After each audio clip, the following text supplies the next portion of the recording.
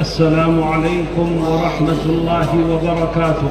وعليكم السلام ورحمة الله وبركاته. الحمد لله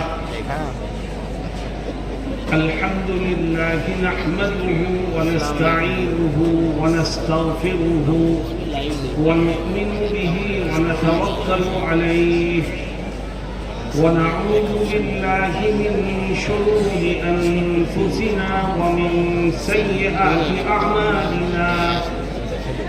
من يهده الله فلا مضل له ومن يضلله فلا هادي له. ونشهد أن لا إله إلا الله وحده لا شريك له.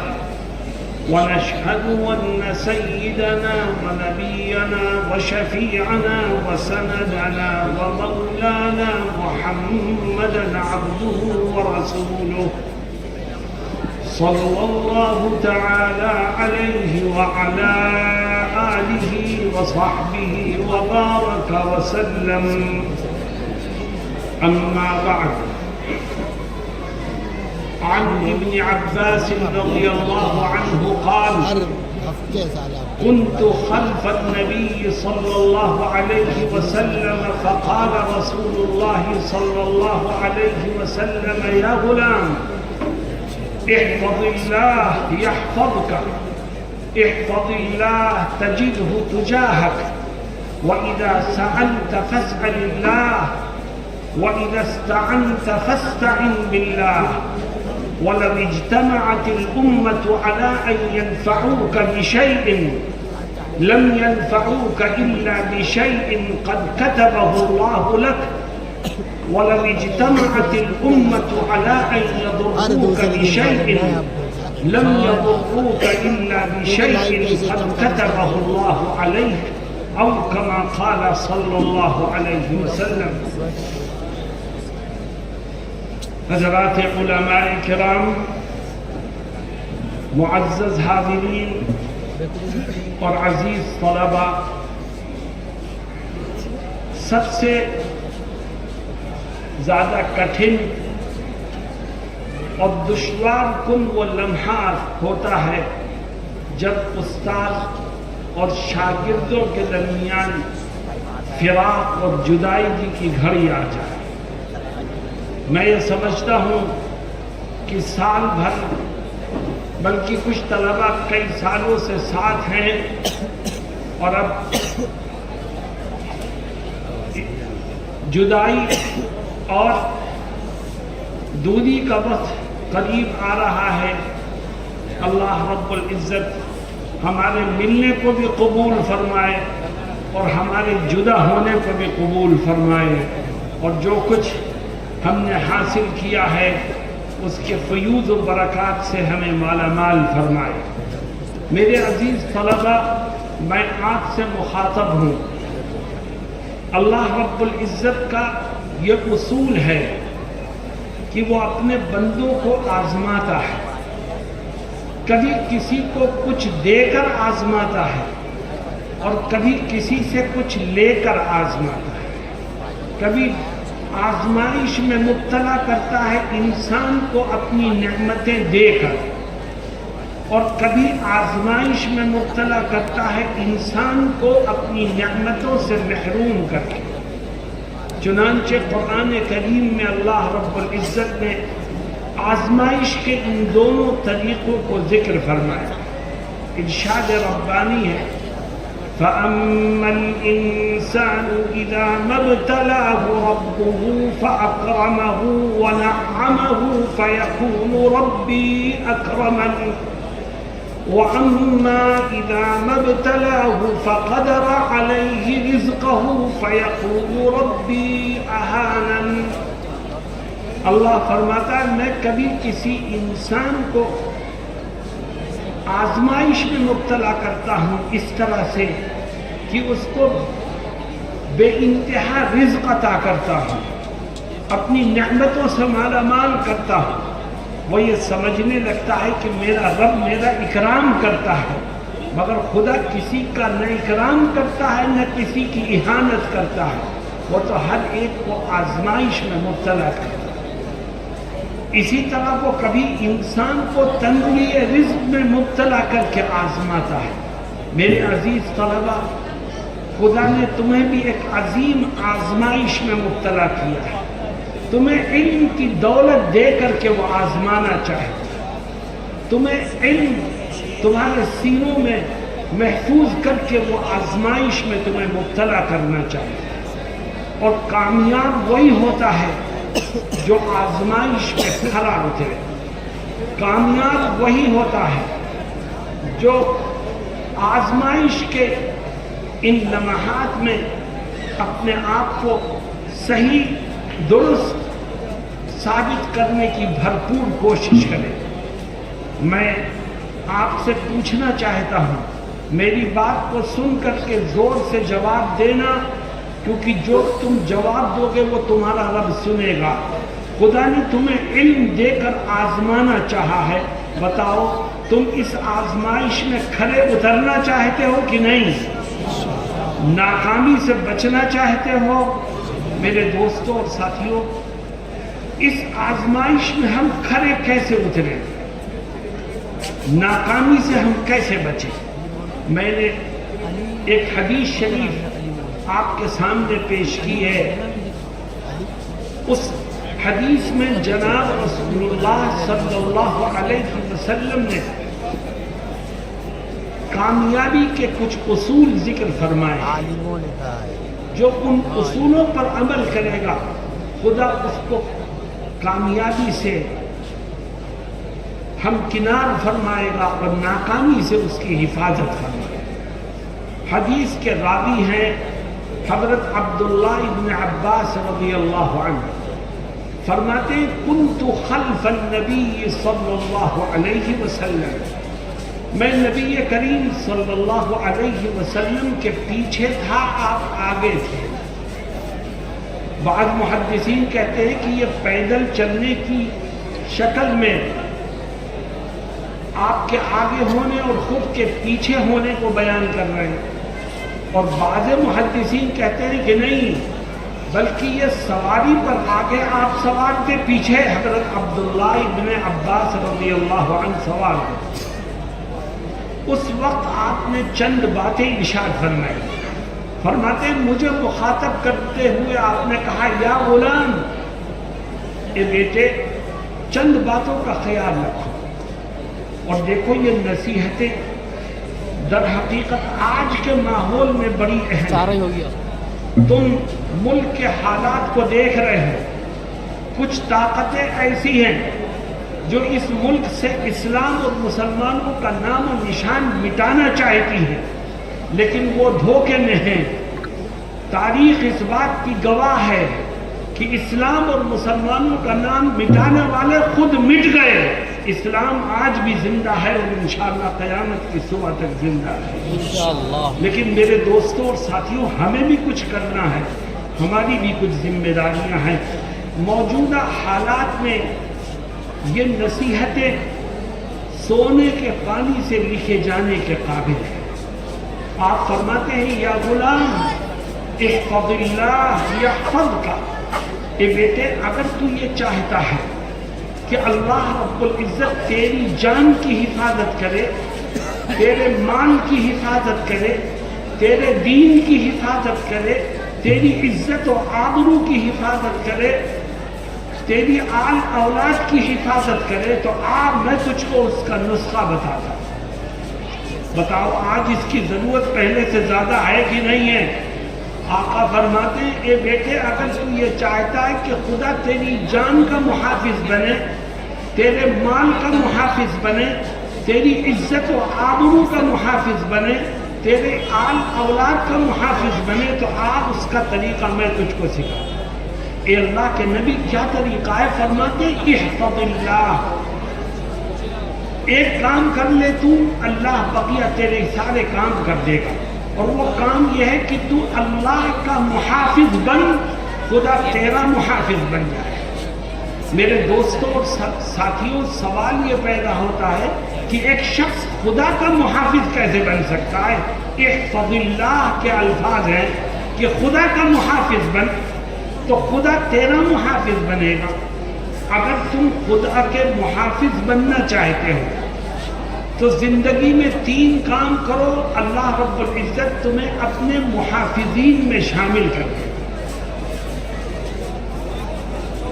پہلا کام، اگر تم خدا کے محافظ بننا چاہتے ہو تو اس کا طریقہ یہ ہے کہ آج سے عزم کرو کہ انشاءاللہ ہم اللہ کے دین کے محافظ بنیں گے۔ جو خدا کے دین کا محافظ بنے گا اللہ اس کو اپنے محافظین میں شامل فرمائے گا، اور جو خدا کے دین کا محافظ بن گیا وہ سن لے کہ خدا اس کا محافظ ہے۔ میرے دوستوں اور ساتھیوں، ایک انسان خدا کے دین کا محافظ کیسے بن سکتا ہے؟ اور خاص طور پر میں اپنے طلباء سے کہتا ہوں کہ خدا کے دین کے اگر محافظ بننا چاہتے ہو تو 3 کام کرو، اللہ تمہیں اپنے دین کے محافظین میں شامل کر دے گا۔ سب سے پہلا کام، اگر خدا کے دین کے محافظ بننا چاہتے ہو تو آج سے عہد کرو کہ انشاءاللہ زندگی کے آخری سانس تک اپنے علم پر عمل کرتے ہیں۔ جو اپنے علم پر عمل کرے گا وہ خدا کے دین کا محافظ بن جائے گا، اور جو خدا کے دین کا محافظ بنے گا خدا اس کی جان کی، مال کی، عزت کی، آبرو کی، ہر چیز کی حفاظت کرے گا۔ حضرت محمد مصطفیٰ صلی اللہ علیہ وسلم فرماتے احفظ اللہ یحفظک۔ نمبر 2، اگر تم خدا کے دین کے محافظ بننا چاہتے ہو تو ایک دوسرا کام یہ کرو کہ آج سے طے کرو، تمہارے سروں پر پگڑیاں بننے والی ہیں، آج سے طے کرو کہ انشاءاللہ جو کچھ ہم نے اپنے اساتذہ سے سیکھا ہے انشاءاللہ زندگی کے آخری سانس تک اس کی نشر و اشاعت میں مصروف رہیں گے، اس کو دوسروں تک پہنچانے کی ذمہ داری ادا کرتے رہیں گے۔ نشر و اشاعت کرو، اپنے دین پر عمل کرو، اپنے علم پر عمل کرو اور اس کی نشر و اشاعت کرو تو خدا کے دین کے محافظین میں تمہارا نام شامل ہو جائے گا۔ اور جو خدا کے دین کا محافظ بن گیا اسے یقین اس بات کا رکھنا چاہیے کہ اس کا خدا اس کی حفاظت کرے گا، اس کو کبھی ضائع نہیں ہونے دے گا، اس کے نام کو کبھی مرنے نہیں دے گا، اور اس کے مشن کو کبھی ناکامی کا منہ دیکھنا نہیں پڑے گا۔ احفظ اللہ یحفظک۔ نمبر 3، اگر تم خدا کے دین کے محافظ بننا چاہتے ہو تو ایک تیسرا بھی کرو، اور وہ تیسرا کام یہ ہے کہ آج سے طے کر لو کہ انشاءاللہ جہاں رہیں گے، جس علاقے میں، جس گاؤں میں، جس آبادی میں رہیں گے ہمیشہ فرق باطلہ کی ترویج کے لیے تیار رہیں گے، کسی باطل کو پنپنے نہیں دیں گے، کسی غیر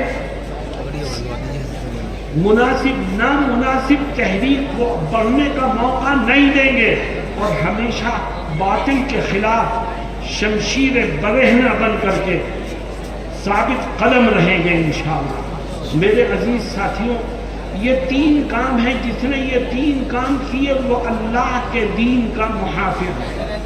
سب سے پہلا کام اپنے علم پر عمل کرو، دوسرا کام جو کچھ سیکھا ہے اس کی نشر و اشاعت میں زندگی صرف کرو، اور تیسرا کام کہ ہمیشہ فرق باطلہ کی تردید کے لیے کمر بستہ رہو۔ احفظ اللہ یحفظک۔ میرے دوستوں اور عزیز ساتھیوں، آپ مدرسہ شاہی سے فارغ ہو کے سند فراغت ہاتھوں میں لے کے اور دستار اپنے سروں پر باندھ کر یہاں سے جا رہے ہیں۔ لوگ تمہیں عالم کہیں گے، لوگ تمہیں مفتی کہیں گے، لوگ تمہیں محدث اور مفسر کہیں گے، لوگ تمہیں فاضل کا لقب دیں گے، لیکن یاد رکھو کوئی بھی انسان صرف دستار فضیلت سے عالم نہیں ہوتا، سند کو حاصل کرنے کے بعد حقیقی طور پر عالم نہیں ہوتا۔ ایک دفعہ امیر المؤمنین عمر بن الخطاب رضی اللہ عنہ نے حضرت کعب سے پوچھا کہ یا کعب من ارباب العلم، ایک آپ اہل علم کون لوگ کہلاتے ہیں؟ علماء کہنے کا حق کون لوگ رکھتے ہیں؟ کون اس عظیم لقب کے مستحق ہیں؟ تو فرمایا الذین یعملون بما یعلمون، کہ امیر المؤمنین عالم وہ ہے جو اپنے علم پر عمل کرتا ہے۔ تو میرے دوستو، اگر اس ماحول میں تم یہ چاہتے ہو کہ تمہارا مستقبل روشن ہو سکے، جان مال عزت و آبرو کی حفاظت رب ذوالجلال کرے، اور ہر طرح کی پریشانیوں سے تم اللہ کے حفظ و امان میں رہو، تو حضرت نبی کریم صلی اللہ علیہ وسلم کی اس پہلی نصیحت کو ذہن میں بٹھاؤ، یا غلام احفظ اللہ یحفظک، اے میرے بیٹے تو اللہ کے دین کا محافظ بن، خدا تیرا محافظ بنے گا۔ دین کا محافظ بننا چاہتا ہے تو اپنے علم پر عمل کر، دین کا محافظ بننا چاہتا ہے تو اس کی نشر و اشاعت میں اپنی زندگی صرف کر، دین کا محافظ بننا چاہتا ہے تو فرق باطلہ کی تردید میں اپنا بہترین کردار پیش کر۔ تو بھائی اس کے لیے تیار ہو انشاءاللہ۔ اور آگے دیکھو، حضرت ابن عباس رضی اللہ عنہ کو نبی کریم صلی اللہ علیہ وسلم کیا نصیحت فرماتے ہیں؟ کہتے ہیں وَإِذَا سَأَلْتَ فَاسْأَلِ اللَّهَ، اے میرے بیٹے اگر تجھے کبھی کسی چیز کی ضرورت ہو، مالی تنگی ہے، گھر نہیں ہے، کاروبار نہیں ہے، رزق کے اندر کمی ہے، گھریلو حالات دشوار کن ہیں، تو یاد رکھ تیرا سب سے بڑا ہمدرد تیرا رب ہے۔ اس لیے تجھے مانگنے کی ضرورت پڑے تو اپنے رب سے مانگنا، کبھی تیرا یہ ہاتھ خدا کے سوا کسی اور کے سامنے نہیں پھیلنا چاہیے۔ وَإِذَا سَأَلْتَ فَاسْأَلِ اللَّهَ، مانگ تو اللہ سے مانگ، کیونکہ کسی اور سے مانگے گا تو تجھے اپنی آنکھوں کو اس کے سامنے جھکانا پڑے گا، کسی اور سے مانگے گا تو تجھے اس کا احسان مند ہونا پڑے گا، کسی اور سے مانگے گا تو اس کے سامنے تجھے اپنے آپ کو جھکانا پڑے گا، نیچا کرنا پڑے گا، اور تو اپنے رب سے مانگے گا تو کبھی تیری نہ گردن جھکے گی نہ کبھی تیری نظریں جھکے گی۔ مانگ تو اپنے رب سے مانگ۔ میں اپنے عزیز طلبہ سے یہ کہنا چاہتا ہوں کہ میری بات یہ گرا باندھ لو کہ جب شادی بیاہ کا موقع ہوگا تو ہمارے ہاں رسم و رواج کچھ بھی ہو، لیکن ہم کھل کر کے یہ کہیں گے کہ ہم جہیز نہ مانگیں گے، نہ لیں گے، نہ اس کا مطالبہ کریں گے، کیونکہ جو اللہ کے سوا کسی اور سے مانگتا ہے خدا اس کو دنیا میں بھی ذلیل کرتا ہے، آخرت میں بھی ذلیل کرتا ہے۔ آج میں افسوس کے ساتھ کہہ رہا ہوں کہ ہندوستان کے بہت سے علاقوں میں شادی کے وقت جہیز مانگنے کی لعنت موجود ہے، اور اس میں ہمارے مدارس کے یہ فارغ ہونے والے بچے بھی شریک ہوتے ہیں۔ یاد رکھو حضرت نبی کریم صلی اللہ علیہ وسلم نے بغیر کسی ضرورت کے، کہ بغیر کسی شرعی مجبوری کے، کسی کے سامنے ہاتھ پھیلانے اور مانگنے والے کا برا انجام ذکر کرتے ہوئے ایک حدیث شریف میں فرمایا کہ جو اللہ کے علاوہ کسی اور سے مانگے گا، مطالبہ کرے گا، تو کل قیامت کے دن وہ میدان محشر میں اس طرح پہنچے گا کہ اس کے چہرے پر گوشت نہیں ہوگا۔ اس کا یہ بھیانک چہرہ دیکھ کر کے لوگ پہچان لیں گے کہ یہ وہ بدبخت ہے جو دنیا میں اللہ کے علاوہ کسی اور سے مانگا کرتا ہے۔ میرے دوستوں اور ساتھیوں، تم علماء کی فہرست میں شامل ہونے جا رہے ہو، تمہیں معلوم ہے کہ بیوی کے نان نفقے کا ذمہ دار شوہر ہوتا ہے۔ یہ کتنا بدنصیب شوہر ہے جو بیوی سے مطالبہ کرتا ہے، اس کے گھر والوں سے مانگتا ہے کہ میری یہ ضرورت ہے، یہ پوری کرو۔ ارے بیوی کی ضرورت پوری کرنا تیری ذمہ داری ہے، اور تو بیوی اور اس کے گھر والوں کے سامنے ہاتھ پھیلا رہا ہے، تو اس سے بڑا بے وقوف اور ناہنجار کون ہو سکتا ہے؟ تو اپنی زندگی کو خود برباد کر رہا ہے۔ تیرے گھر میں چین و سکون، عزت اور عافیت نام کو بھی نہیں ہوگی. اس لیے میں اپنے عزیز طلبہ سے کہتا ہوں تم مضبوطی سے چٹان پہاڑ کی طرح کھڑے ہو کے یہ بات کہنا کہ ہم جہیز نہیں لیں گے اور ہم اس کا مطالبہ نہیں کریں گے, ہم اس کی مخالفت کرتے ہیں اور انشاءاللہ کرتے رہیں گے. اللہ تمہیں عزت والی زندگی عطا فرمائے گا. اللہ سے مانگو وہ دے گا تو تمہیں سسرال میں بھی عزت ملے گی اور جہاں رہو گے وہاں پر بھی عزت ملے گی. وَإِذَا سَأَلْتَ فَاسْأَلِ اللَّهِ, مانگو تو صرف اللہ سے مانگو. اور جناب رسول اللہ صلی اللہ علیہ وسلم چوتھی نصیحت فرماتے ہیں, تیسری نصیحت فرماتے ہیں وَإِذَا اسْتَعَنْتَ فَاسْتَعِنْ بِاللَّهِ, کہ تمہیں کبھی تعاون کی ضرورت ہو, مدد کی ضرورت ہو, نصرت کی ضرورت ہو تو اپنے رب سے نصرت مانگنا, مدد مانگنا. اس سے بہترین مدد کرنے والا کوئی ہو نہیں سکتا. آج مسلمان غیروں کے پاس جاتا ہے, مالداروں کے پاس جاتا ہے, طاقتوروں کے پاس جاتا ہے, حکومت کے ذمہ داروں کے پاس جاتا ہے کہ میری مدد کرو, میں پریشان ہوں, اور اس رب سے نہیں مانگتا مدد جو سارے جہان کا مالک ہے. کرنے والی ذات تو اللہ کی ہے. مدد مانگو تو اللہ سے مانگو. وَإِذَا اسْتَعَنْتَ فَاسْتَعِنْ بِاللَّهِ, اور جو اللہ سے مدد مانگتا ہے وہ کبھی ناکام نہیں ہوتا. جو اللہ سے مدد مانگتا ہے اس کا ہاتھ کبھی جھکتا نہیں. جو اللہ سے مدد مانگتا ہے اس کے لیے کامیابی کے راستے کھلتے چلے جاتے ہیں. میرے دوستوں اور ساتھیوں, ہمارے اکابر نے زندگی کے ہر قدم پر مدد مانگی تو اللہ سے مانگی.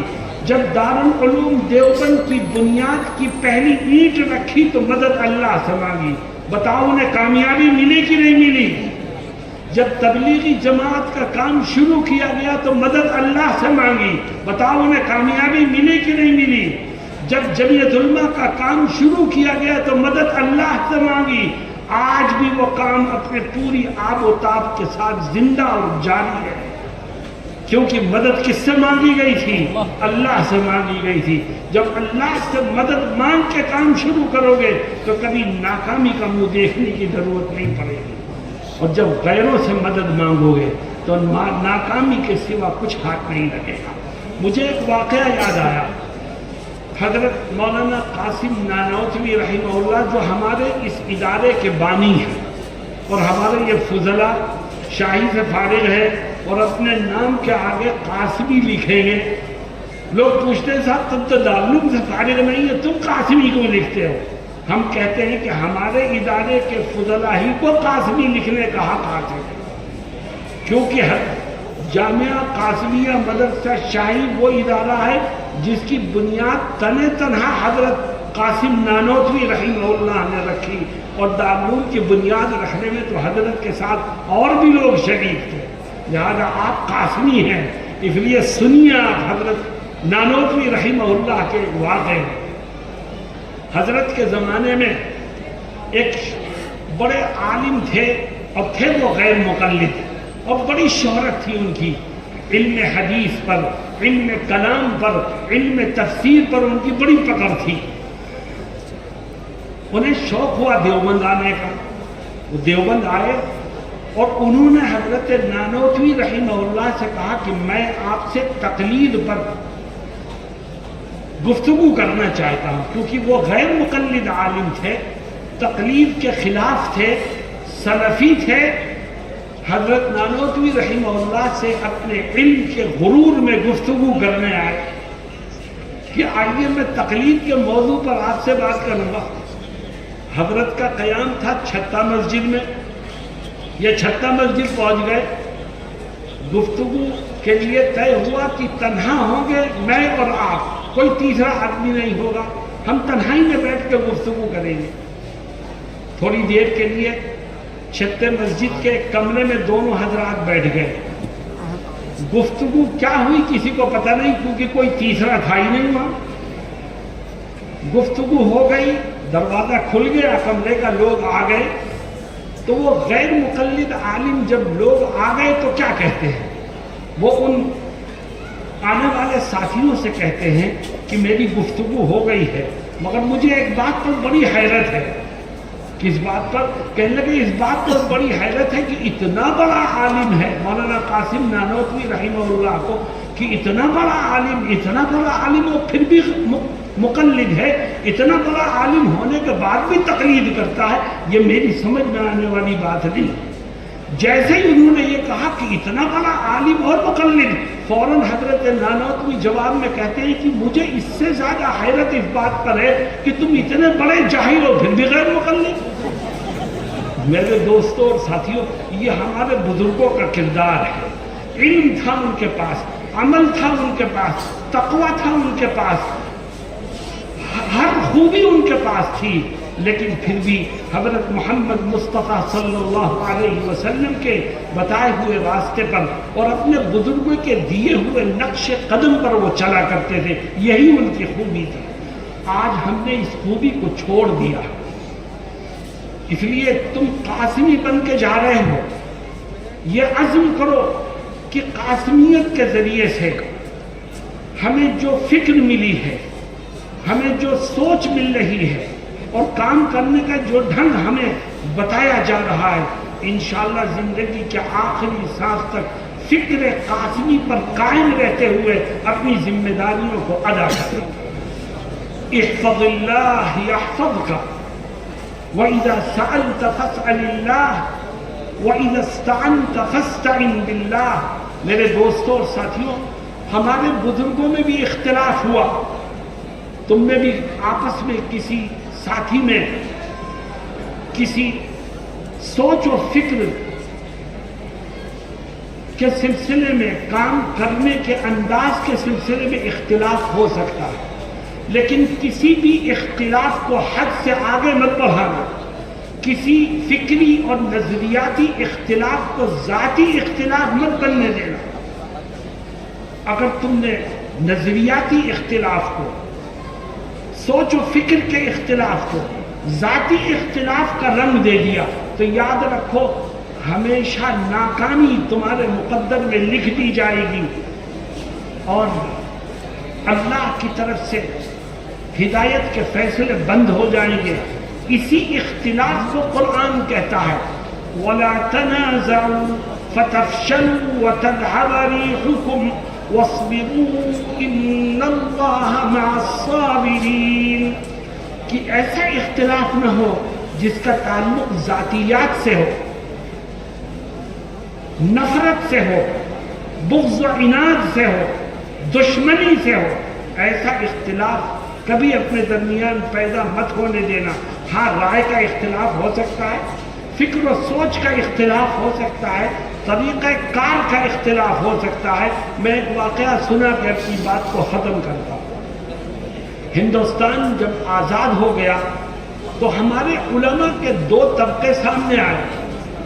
ملک کے آزاد ہونے کے بعد جب تقسیم ملک کی آواز اٹھی کہ ایک الگ ملک بنے جہاں اسلامی نظام ہو، مسلمانوں کا ایک ملک الگ ہونا چاہیے، تو ہندوستانی علماء کے دو حصے ہو گئے۔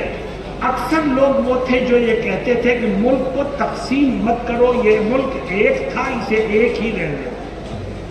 حضرت شیخ الاسلام مولانا حسین احمد مدنی اور جمعیت علماء ہند کے اکابر اسی سوچ و فکر پر قائم تھے، لیکن دوسری طرف دیگر علماء کرام تھے جو تقسیم ملک کو جائز کہتے تھے، اس کی حمایت کرتے تھے اور اس کی طرفداری میں کھڑے تھے۔